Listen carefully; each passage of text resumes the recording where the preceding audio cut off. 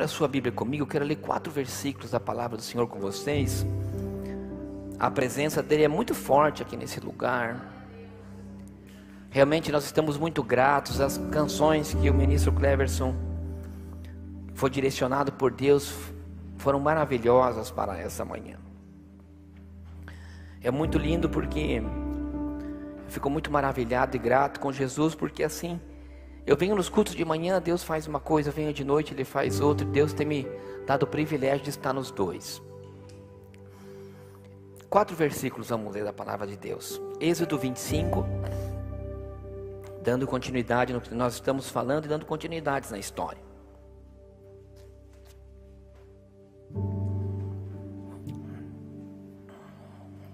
Se você não assistiu, eu te aconselho a assistir as outras mensagens, porque elas são contínuas. Êxodo 25, o verso de número 1 diz assim: Então falou o Senhor a Moisés, dizendo: Fala aos filhos de Israel que me tragam uma oferta alçada. E todo homem cujo coração se mover voluntariamente, dele tomarei a minha oferta alçada. Verso 8: E me farão um santuário, e habitarei no meio deles. Quero repetir porque é muito importante essas duas palavras, santuário e habitarei. E me farão um santuário, e eu habitarei no meio dele. Depois vamos ler também Levíticos, capítulo número 6. É o próximo livro da sua Bíblia. Êxodo, depois Levítico, capítulo 6, o verso de número 11, diz assim. E entre essas duas passagens, nós viajaremos um pouco nessa história. Deus despirá as suas vestes. Ele falava do sacerdote, daquele que regia o culto.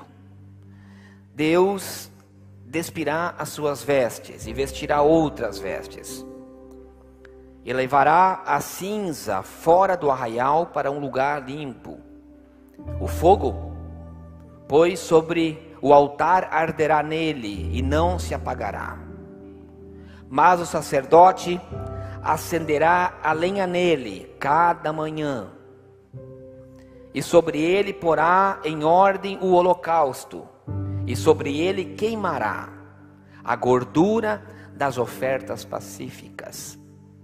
Verso 13. O fogo arderá sobre o altar e ele não se apagará. Pode sentar, por gentileza.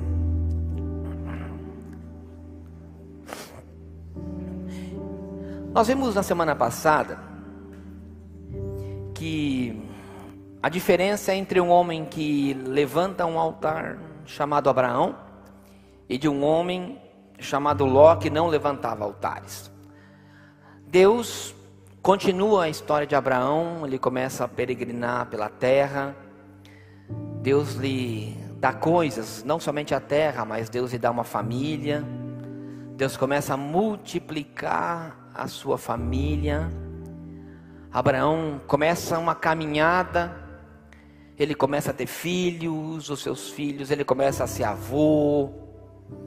De repente ele morre, mas aquilo que ele começou, que nós vimos que ele começou a levantar aquele altar familiar, nós falamos que nosso primeiro altar é a nossa casa, o nosso primeiro altar é o nosso relacionamento com Deus, que é a nossa intimidade com Ele, aquele que Ele começa a nos estruturar, começa a nos moldar, começa a nos ensinar, começa a nos transformar. E aí nós começamos a passar isso de geração, e há uma promessa sobre a geração de Abraão, pela palavra que ele acreditou. Então ele passa, depois disso, ele passa para o seu filho Isaac, depois ele passa para Jacó, e assim vai a geração. Só que chega no momento da história em que o povo, aquela geração se perde. Evidente que com certeza no meio de todo aquele povo e da geração e da chamada de Abraão existiam as pessoas que estavam muito crentes, outras menos, outras desviadas.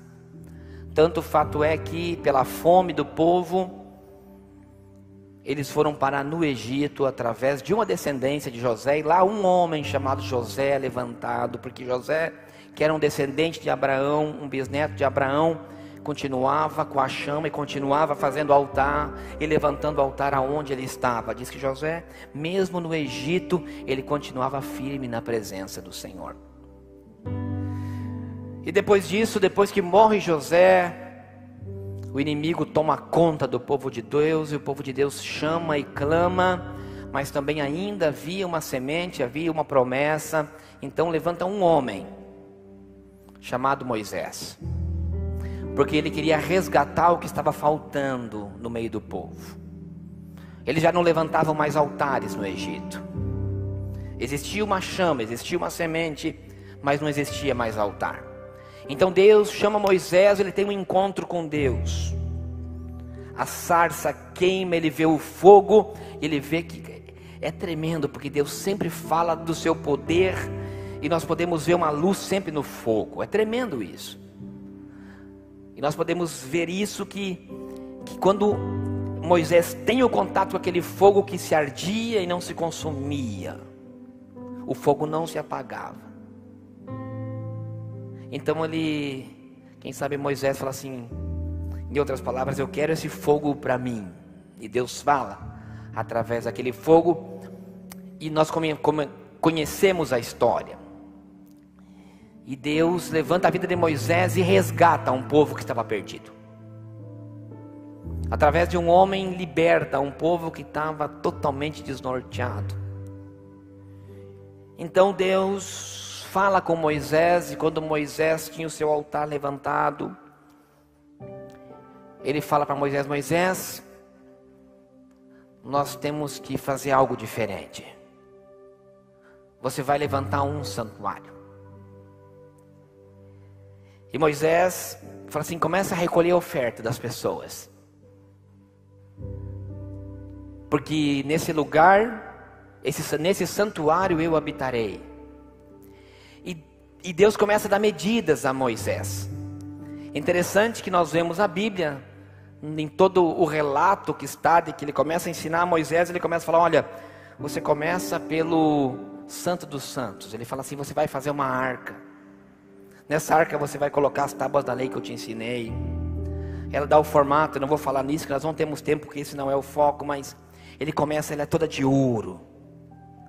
E esse lugar vai se chamar o Kadosh HaKormashim, ou seja, o Santo dos Santos. E depois você faz em frente a esse lugar um outro altar, também de ouro, de madeira e de ouro.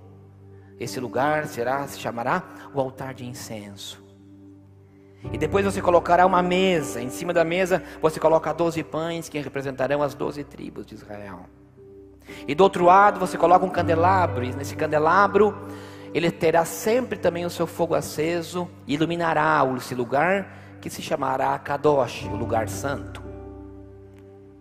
E ali você começa a levantar, e você pega tecidos, e ele começa a falar, e você pega o linho mais fino, o branco, depois o azul, depois o púrpura. E depois você pega e faz um tecido com a pele das cabras e das ovelhas e reveste. E depois disso você ainda pega as teles de peixão que vocês trouxeram do Egito e coloca por fora, e isso será a tenda da congregação. Em frente você faz uma porta, e nessa porta, e logo em frente à porta você coloca uma pia de bronze, Moisés, e nela terá água. E logo depois daquela pia de bronze você faz um altar de sacrifícios. Ele terá 1,5 metro de altura, por 2,50 metros. E ali você fará e colocar alguns chifres nos cantos e algumas argolas. E depois você pega nesse lugar, você mede aproximadamente 43 côvados, ou seja, o côvado é como uma mão, 43 a 50 centímetros, dependendo do tamanho de um homem. E nisso você colocará e terá de comprimento 23 metros. Aproximadamente é 25 metros, e de largura 12. Ali você pega e coloca colunas em volta. E ali você colocará também de tecido, e bem em frente ao altar você coloca uma porta. E por ali entrará a congregação, e ali queimarás oferta naquele altar, sacrifício de holocausto. E aquilo estará no meio. Depois você pega as 12 tribos de Israel, os 12, e coloca em volta, 3 à frente, 3 atrás, 3 de um lado e 3 do outro. E Moisés começa a fazer isso. E sabe que é tremendo, irmãos? E é preciso que você entenda isso. É tremendo porque Deus, eu relatei da maneira que ele foi construído, porque é importante você saber isso. Ele começa do lugar santo e lá ele coloca ouro. Ele termina com a sua parte de fora, dizendo inclusive os tecidos que estariam por dentro, que cobertariam o lugar santo, o lugar santíssimo, e o que estaria por fora. Ele começa com linho e termina com pele de texugo, que é um animal que tem uma pele horrível. E coloca bem na porta uma pia. E logo na entrada do santuário, ele coloca um altar. Ou seja, estava o cercado de mais ou menos um terreno de 13 por 25, como um terreno da casa que você mora, para você ter uma ideia do pequeno que isso era, para uma população que quem sabe era mais de 1 milhão de habitantes. Então ele começa e bota uma porta e logo um altar. E quem olhava aquilo por fora dizia: é feio. Só que quando se entrava naquele lugar, se encontrava coisas belíssimas. E se entrasse no lugar santíssimo, então, era tudo de ouro. O que Deus está querendo nos ensinar é que o que é de ouro está aqui dentro. Quem olhava de fora, a tenda falava: que horrível, porque a parte de fora, o tecido era de pele de carne, de texugo. Eu achei muito interessante quando eu li isso, que João Batista vestia peles de animais, quando se apresentou a clamar a vinda do Senhor. Sabe o que eu aprendo, igreja? Eu aprendo que a beleza, que a minha beleza, a beleza do meu santuário, não está no que eu visto, não está na minha aparência exterior, está no que está dentro de mim. Eu meditava nisso, e eu achava muito tremendo, porque o Senhor falava algo ao meu coração. E faça um reflexo. Mesmo nós estando falando de pessoas de Deus, e mesmo que essas pessoas sejam de Deus, olha a quantidade de seguidores que tem de qualquer rede social, uma pessoa que é bonita e uma pessoa que é feia.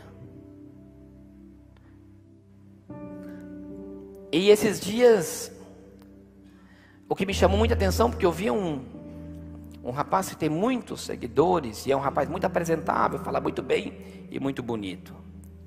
E quando se focalizava assim, a plateia, uma coisa me chamou a atenção. 70% era feminino, e eram de moças jovens, mais ou menos da mesma idade dele. E quando eu vi aquilo me chamou a atenção.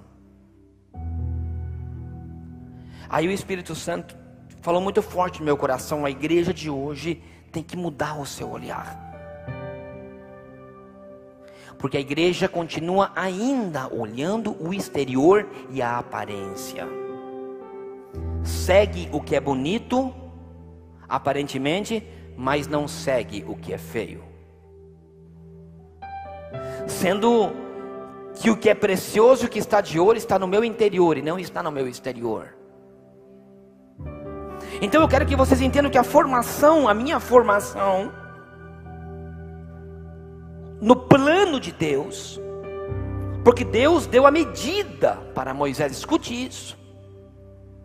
exatamente tudo como tinha que ser feito, desde tamanho e desde do que tinha que ser usado. E ele dizia: comece de dentro para fora. Eu quero que você entenda, irmão e irmã que está aqui hoje, que se nós não estivermos na medida de Deus, e se nós não estivermos sendo feitos conforme Deus quer, a glória não se manifestaria. A glória só se manifestou no tabernáculo, só consumiu o holocausto, quando Moisés fez as coisas conforme a medida que Deus deu. Ou seja, igreja, não é como eu quero fazer, é como Deus quer que eu faça. Deus, para que a glória dele se manifeste, para que o fogo arda e queima, irmão, nós temos que entender que as medidas é dele, não são nossas. Então dê as medidas, aceite as medidas que Deus deu para você. Quem sabe hoje as medidas não são como você quer, mas são a que você precisa, para que quando você termine de formar o plano que Deus te deu, a glória dele se manifestará. A glória se manifesta quando nós estamos medindo conforme Deus quer. E você sabe como é que é. Você sabe os teus limites. O Senhor me falava de limites. O Espírito Santo me fala agora. Tem pessoas que têm passado do limite que Deus deu. Porque agora, enquanto eu falava para vocês, eu vi Deus. Eu vi Moisés medindo e colocando os balizadores. E até aqui. Havia colunas que davam limites ao santuário. Você está me entendendo? Que tem lugar que você não pode passar, que tem limites na sua vida que você não pode passar. Nós temos balizadores hoje em dia. E não era só isso. Deus, ele dá instruções a Moisés do que fazer para a glória se manifestar. Uma coisa é você levantar o tabernáculo, outra coisa é a glória se manifestar. Porque tem pessoas que ela acha que só ser crente, só aceitar Jesus, só colocar uma roupagem, ele acha que a glória se manifesta e a presença dele. Mas não é assim. Então Deus começa a falar para Moisés: levanta um sacerdote, e a sua família e a sua descendência, na tribo de Levi. Então ele pega um homem chamado Arão e seus filhos, e diz: e você vai consagrar esses camaradas. Moisés, eles serão consagrados, eles pagarão um preço, eles serão chamados para serem sacerdotes. Meu irmão, você consegue? Não sei se você está me acompanhando, irmãos. Nós vamos terminar no próximo domingo essa série de mensagens com o sumo sacerdote, que é Jesus Cristo. Mas eu já preciso que você entenda que para você habitar os santos dos santos há que ter uma consagração. Você tem que ser separado. Você tem que passar por um período de consagração. Irmão, não adianta, nós temos que ser reais e entender que se eu quero ser um sacerdote, entrar na presença e ter a glória dele, a sua presença manifestada na minha vida, que eu creio que é o que qualquer um deseja, porque aí há paz, aí há habitação de espírito, aí há presença de espírito. Eu não posso ficar no meio de um povo. Não, nós somos chamados para serem consagrados. Então ele chama e consagra. E diz para ele assim: olha, o sacerdote, Ele vai ter que chegar no altar e colocar lenha. O altar era como uma churrasqueira. Colocava o fogo embaixo, tinha uma grelha em cima, aonde era colocado os pedaços do sacrifício. E ele diz que toda manhã e toda tarde, diz a Bíblia, que o sacerdote ele tinha que jogar lenha naquele altar que estava na entrada. O sacerdote ele não poderia entrar no lugar santo e nem no lugar santíssimo sem ele não passar pelo altar. Irmãos, nós temos que levantar altares. O altar é a porta, o altar é o acesso ao lugar santo. Vocês já viram comigo o que é um altar? Irmão, não tem como você acessar Deus se você não tiver altar. E não é só você ter o altar, é você colocar lenha nele toda manhã e toda tarde. Ei, não adianta, não tem como você estar santificado, entrar no lugar santo, se você não tiver relacionamento com Ele, de manhã e de tarde. A lenha é o combustível, é a intimidade. E sabe o que é tremendo? Eu não posso falar de todas as etapas, mas lá em Apocalipse diz que as nossas orações são como os incensos queimados no altar de incenso. Existia um altar na entrada que era de sacrifício. De sacrifício, irmão. O altar de entrada era de sacrifício. O altar de adoração estava dentro, o de incensário. Agora o altar de fora é o altar de sacrifício. Entenda uma coisa, irmão, que antes de você entrar para o lugar santo, há que ter sacrifício. É difícil. É difícil você pagar um preço. É difícil, não estou dizendo que você tem que ter um ritual de oração, mas, cara, não é fácil você levantar pela madrugada para orar, você pagar um preço para jejuar, você se santificar, de se separar, de deixar de falar coisas carnais, de deixar de se relacionar com coisas que não te agregam nada na sua vida. Mas diz que quando o sacerdote ele queimava, e eu entendo, porque quando você bota fogo numa churrasqueira,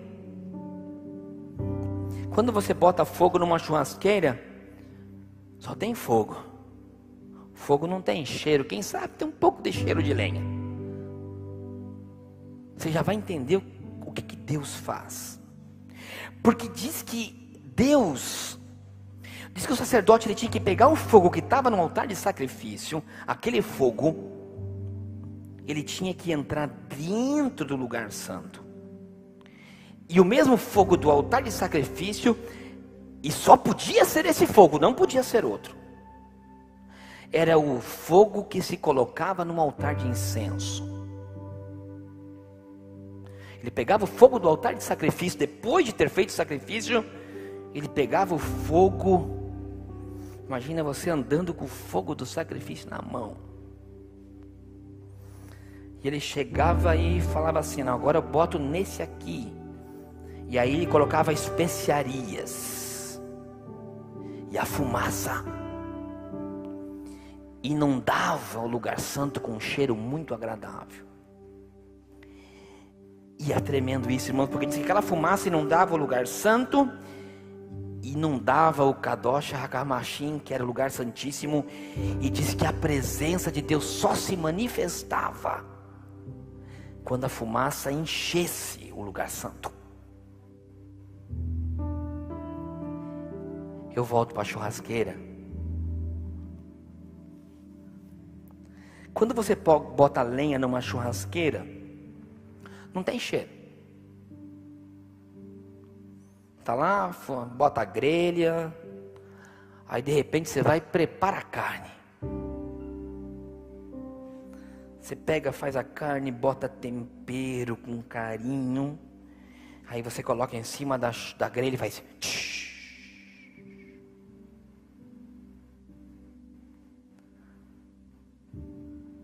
Aí de repente, quando ela começa a queimar, tostar, o que seja,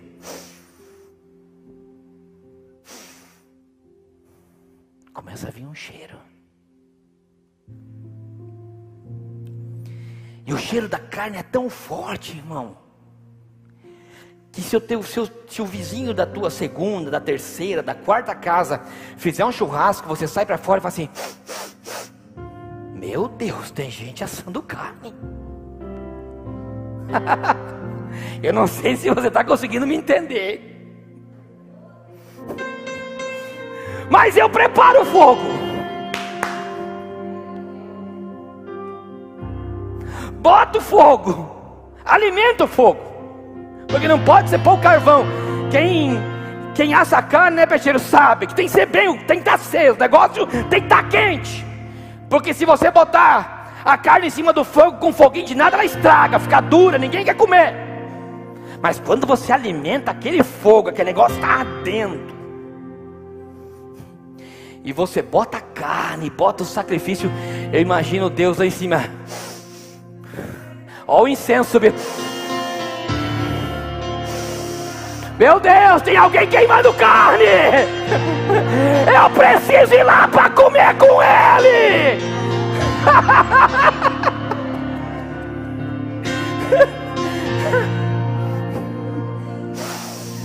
Imagino que Deus está quietinho. Deus está quietinho, sentado está lá quietinho no trono. Dá licença, deixa eu pegar o trono aqui, neném.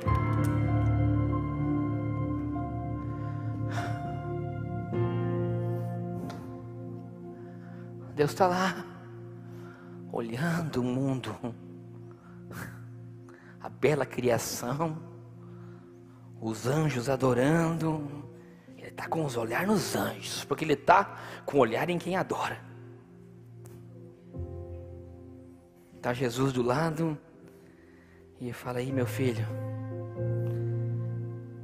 que sacrifício que você fez para aquele povo lá, né? Aí o Espírito Santo, ele olha para o Espírito Santo e fala assim: cara, está sentindo falta de algum altar, de algum templo? Ele fala: tô, porque tem pouco hoje na terra.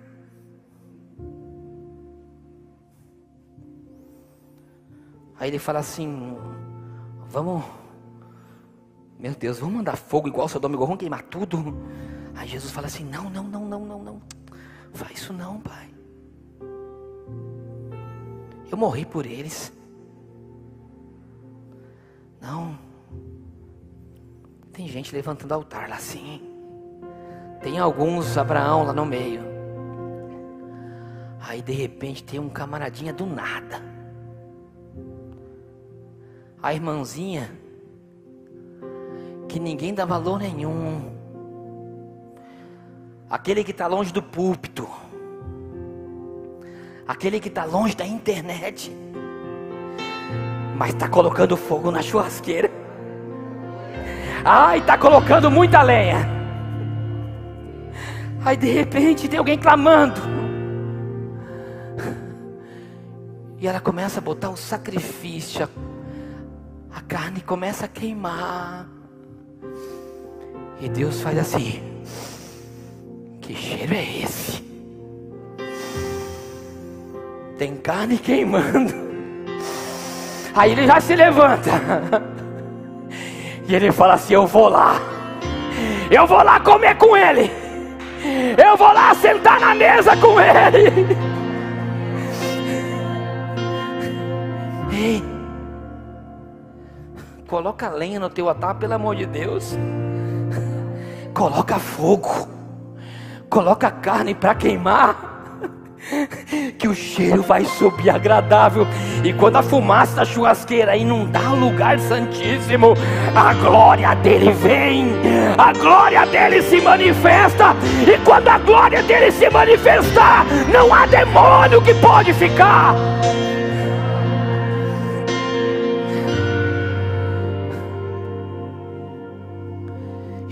glória inundava. E sabe que é lindo porque disse, todo mundo podia ver. Quando a glória se manifestava, todo mundo podia ver. E disse, quando Moisés levantava a sua mão para abençoar aquele povo, a glória enchia aquilo que estava no meio do seu povo. O tabernáculo estava em redor.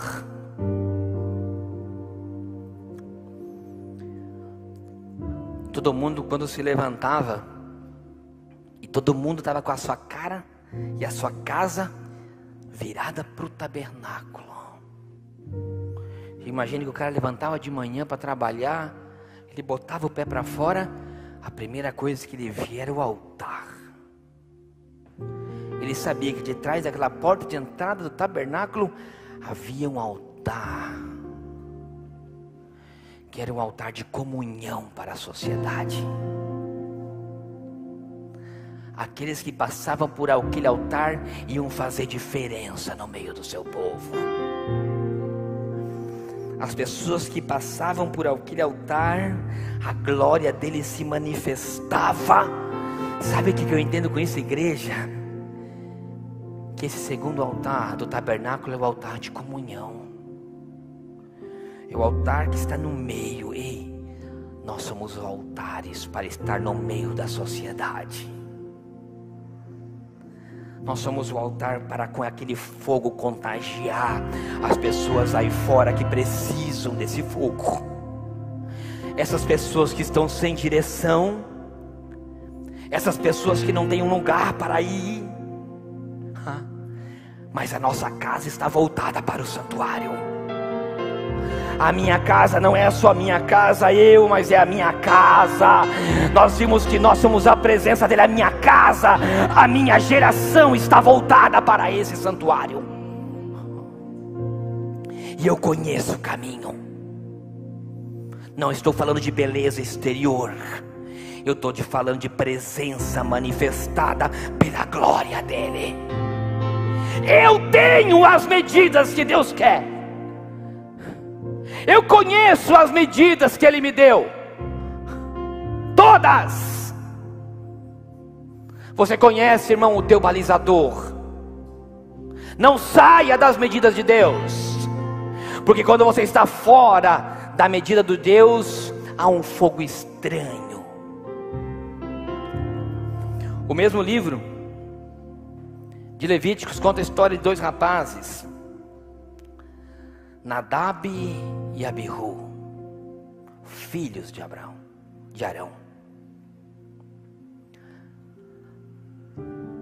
Eles tinham a responsabilidade nas suas mãos e a chamada de sacerdotes.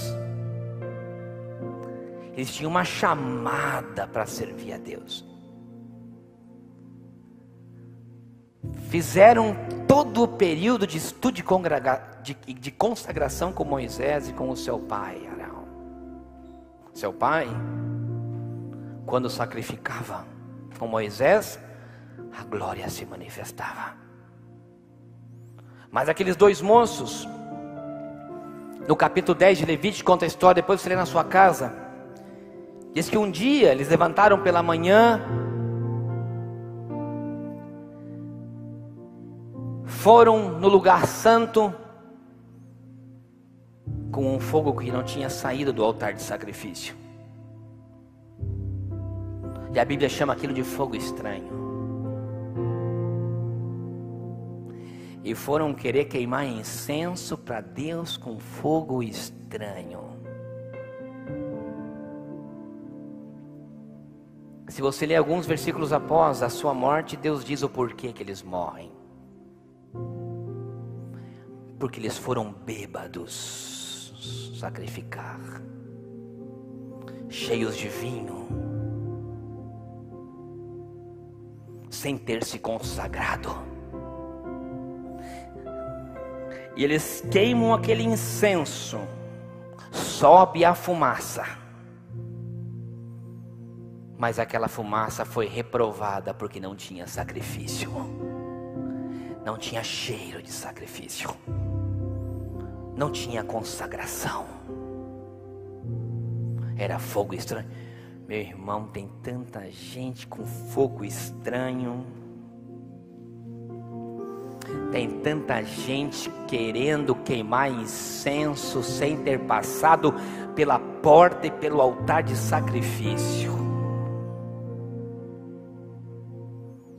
Mas há uma reprovação de Deus sobre fogos estranhos.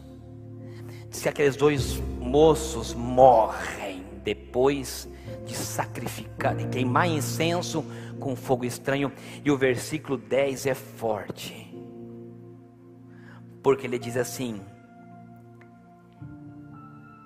e diz às vossas gerações, e para fazer a diferença entre o santo e o profano, e o mundo, o imundo e o limpo. Levítico 10:10.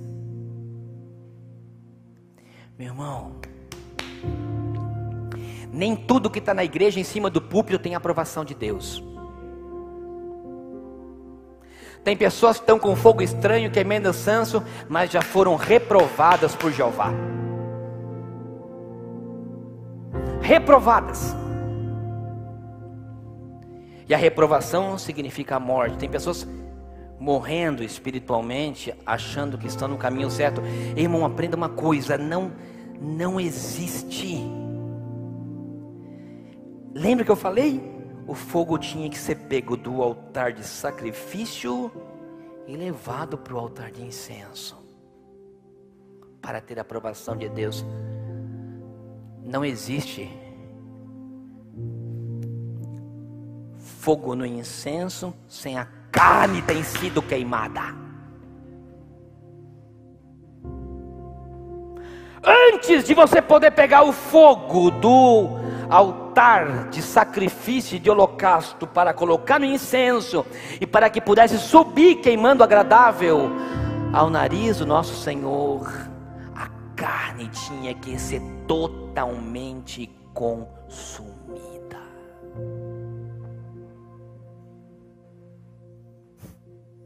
Deixa queimar tua carne, meu irmão, pelo amor de Deus. Deixa queimar a carne. Eu sei que Deus está falando com você, meu irmão. Deixa queimar tua carnalidade, pelo amor de Deus. A carne tem que ser queimada. Diz que o fogo tinha que consumir toda a carne do holocausto. Irmãos, sabe que é tremendo? Porque nesse santuário, eu li com vocês o verso 8 de 25 de Êxodo. E o que diz? Diz assim: e farão um santuário, e habitarei no meio deles. O interessante é que a palavra santuário, no seu original, ela tem uma tradução: morada.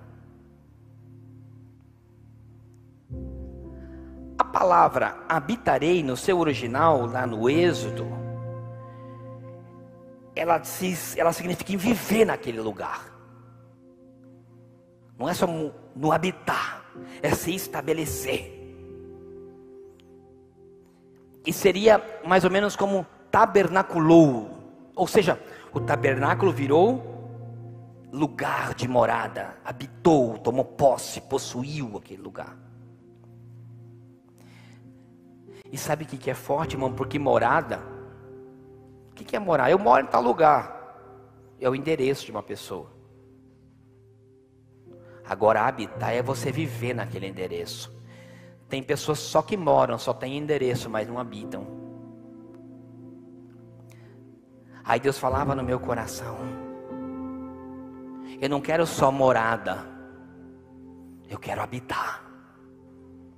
A Bíblia diz que hoje nós somos santuários. Nós somos o tabernáculo de Deus. Mas Deus, Ele não quer só te visitar.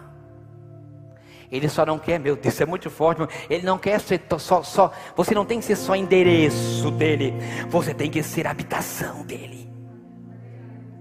Vocês estão entendendo a diferença? Não é morada, é habitação. Você não tem que ser só ter o endereço, não. A minha igreja é lá no final da República. Não. Você tem que falar, eu sou a igreja. Você não tem que vir visitar Deus aqui. Você não tem que vir só sentir a presença dele aqui, não. Ele tem que habitar em você. A presença dele estará contigo sempre. Eis que eu farei um santuário e habitarei nele. Não é só morada, é habitar. Não é só endereço, é viver na presença. Deus se manifestava no tabernáculo. Após o sacrifício, a foz e o fogo no altar nunca podia apagar. E a responsabilidade de colocar o fogo era do sacerdote. E meu irmão, a presença dele na tua vida não depende de mim como pastor, depende de você alimentar o fogo, de você queimar a carne. Então, irmão, deixa de ser ignorante, para de botar culpa nos outros pela falta de busca que você tem feito. É você que não coloca lenha. Por isso que a presença dele não se manifesta, porque você não queima a tua carne, muito pelo contrário.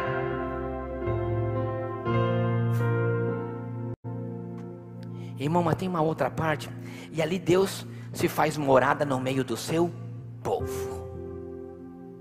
Morada. Um pouquinho mais para frente, quando a promessa de Deus na vida de Abraão se concretiza, meu Deus, passa muito rápido o tempo. Eu tenho que falar isso, tem algo muito importante aqui.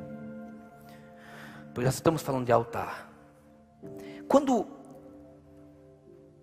o povo toma, e esse tabernáculo aqui, ele era móvel, era aonde o seu povo ia, Deus ia levando, né? Desmontava e montava.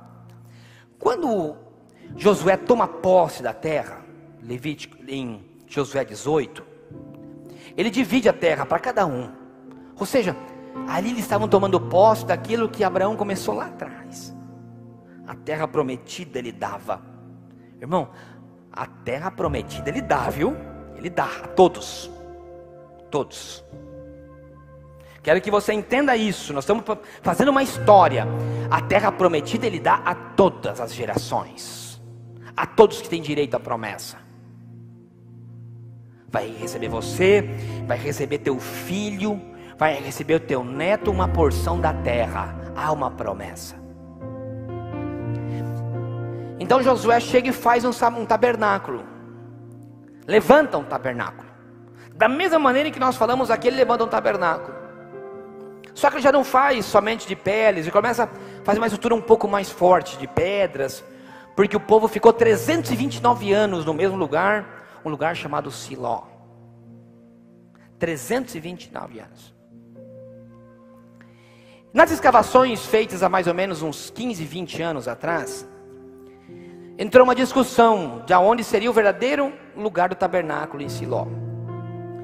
Só que nesse tempo, desde que nós falamos de Moisés até Siló, o povo andou se desviando do caminho uma boa parte, principalmente quando eles entraram na presença dos cananeus. Nós vimos os amalequitas, nós vimos os amonitas, nós falamos disso no outro culto, e eles venceram todos. Então eles se estabelecem. Só que existiam muitos altares naquela região, existiam muitos lugares de adoração a deuses estranhos. Então, naquela região é muito comum se ter vários lugares de adoração. Mas Siló é um lugar marcado no mapa, geograficamente eles sabem onde que é. Então, nas escavações que os arqueólogos fizeram, eles entraram numa discussão. Não, é aqui. E o outro diz, não, é aqui. Biblicamente dizendo, eles chegam em um lugar e pelas medidas, porque eles respeitaram as medidas de Deus. eles chegam a um consenso de que ali tinha vestígios de altar e de realmente de objetos usados em altar, como vasilhas de azeite, cântaros, enfim. Só que também existia fora da cidade de Siló, também outro lugar muito parecido. Então quando eu li isso, e estava lendo e pesquisando, geograficamente, arqueologicamente, Deus fala algo no meu coração. Eu falei, como Deus pode ter dois lugares? Por que há essa dúvida? Nós lemos que antes dele repor a lenha, né, nós lemos isso, o sacerdote ele pegava uma roupa, ele ia lá e tirava a cinza do altar. E quando a gente tira a cinza de uma churrasqueira, sempre tem lá uma brasinha queimando, né? Sempre fica lá, não é assim? Peixeira é assim, né? Sempre tem. Ele não deixava aquilo lá apagar. Mas antes de ele botar o fogo em cima, ele tinha que tirar a cinza. Nós lemos isso. E a Bíblia diz: e levarás a cinza do altar de sacrifício para fora do arraial. Então ele pegava a cinza e levava para fora do arraial. Pum. Voltava, trocava de roupa, pegava lenha, porque aquela roupa estava suja de cinza, e ele começava a alimentar aquele fogo de novo. Correto? E aí o Espírito Santo começou a ministrar no meu coração que nos lugares aonde foram levadas as cinzas, quem sabe ali ficava ali um pouco de fogo, e tinha pessoas que não iam sacrificar no altar correto, elas iam sacrificar no resquício, no pouco de fogo que tinha nas cinzas. E interessante que eu li, existe uma tradução para a palavra altar de duas conotações no Antigo Testamento nessas passagens. Uma ela se chama Misber e outra Bamote. Misber tem uma conotação de aprovação, aceito, sacrifício aceito, positivo. Bamot é um sentido negativo da coisa, errado. Quando li isso, meu irmão, para mim foi muito forte. O Espírito Santo fala no meu coração: existe um altar aceitável e existe um altar reprovável. O Espírito Santo falava no meu coração: o que o sacerdote faz? Eu disse, ele pega a cinza, limpa o fogo e leva a cinza para um lugar limpo. O Espírito Santo repara que não é jogado fora, é colocado num lugar limpo. A cinza, e o que é a cinza? O Espírito Santo fala comigo, eu digo, sim, Senhor, é algo que deixou de queimar, só virou pó. O Espírito Santo me diz no meu coração: as cinzas são as pessoas que já não ardem mais em fogo, já deixaram de queimar. As pessoas que deixaram de queimar para a igreja hoje são jogadas fora, mas eu não. Ele diz assim: tem pessoas que pegam a cinza e jogam fora. Eu não. Eu coloco no lugar limpo, aonde que todos podem ver, aonde que todos podem ir, quem sabe, e ver o fogo que um dia foi. Escute, meu irmão, Deus não te joga fora.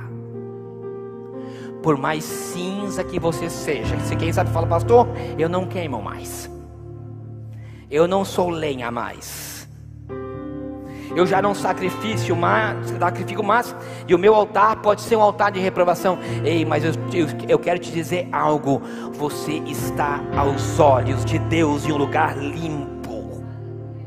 você não estar num lugar de impureza, porque Deus olha para você e sabe que um dia você foi fogo, e você voltará a ser fogo.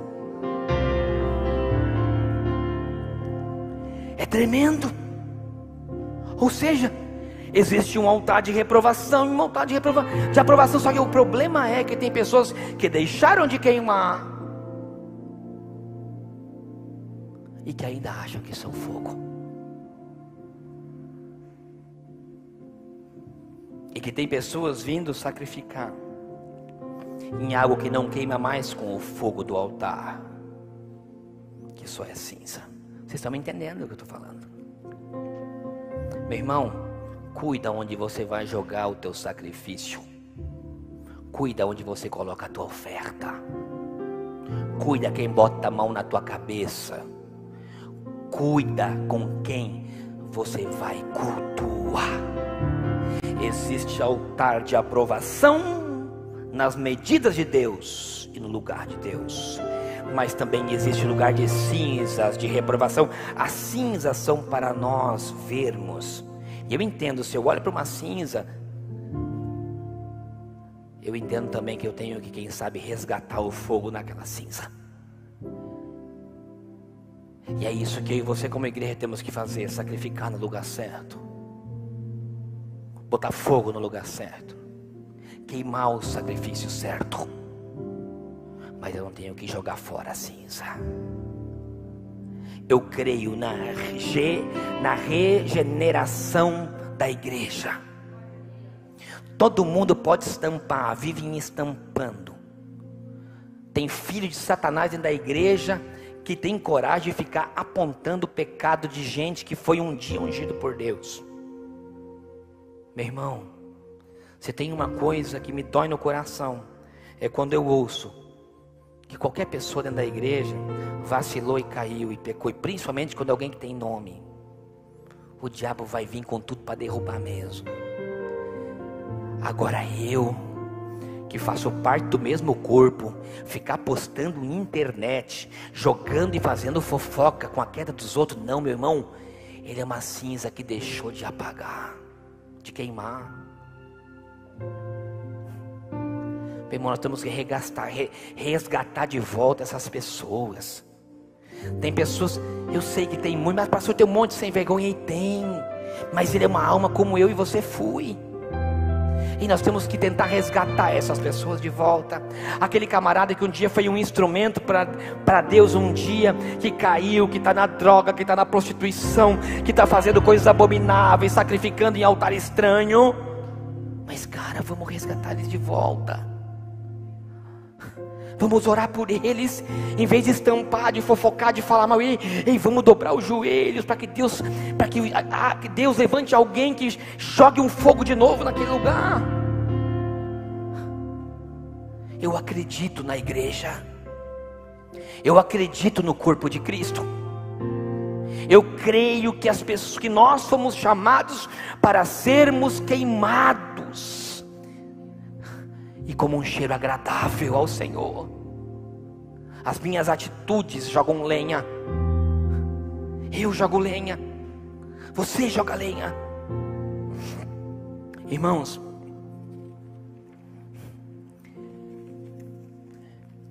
para mim finalizar, em Siló aconteceu algo tremendo. Pode ficar de pé que eu vou terminar. Escute. Eu quero terminar com isso porque é uma palavra que eu tenho. Eu falei tudo isso para te entregar uma palavra. Claro que você foi chamado aqui para você entender o altar, porque é isso que nós estamos fazendo aqui. Essa série de mensagens se chama Restaurando o Altar. Nós vamos restaurar ele no próximo domingo. Mas por isso que você tem que entender o que é o altar, porque aí é onde que você vai mudar a tua vida, é onde que teu fogo vai queimar. Só que tem uma passagem nesse altar de Siló que é tremenda, que é o que eu quero entregar para você nessa manhã. Em Siló,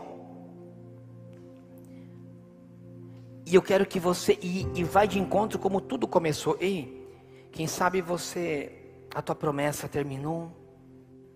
Você acha que você é um esquecido de Deus? Você acha que a tua promessa nunca vai chegar? Que você vai, tá na igreja, mas pastor, mas eu queimo lenha, eu tenho queimado a minha carne, mas Deus não me ouve, parece que eu sou um esquecido de Deus, parece que o meu incenso não chega, parece que a fumaça que eu queimo não inunda o lugar santo, parece que a presença e a glória dele não se manifesta. Ali em Siló, todos os anos, diz que durante vários anos, uma mulher que não podia engravidar, que não podia gerar, ela ia todos os anos sacrificar em Siló. E o desânimo já tinha consumido aquela vida, mas ela ia sacrificar. E diz que ali naquele momento de muita angústia, de muito choro, de muito clamor, porque ela ia, sacrificava e chorava no altar. Diz que todo o seu corpo e a sua mente e a sua vida era tomada de angústia e tristeza. Eu imagino que ela olhava para o futuro e dizia: não, eu não tenho nenhum futuro, as minhas esperanças morreram. E diz que num dia,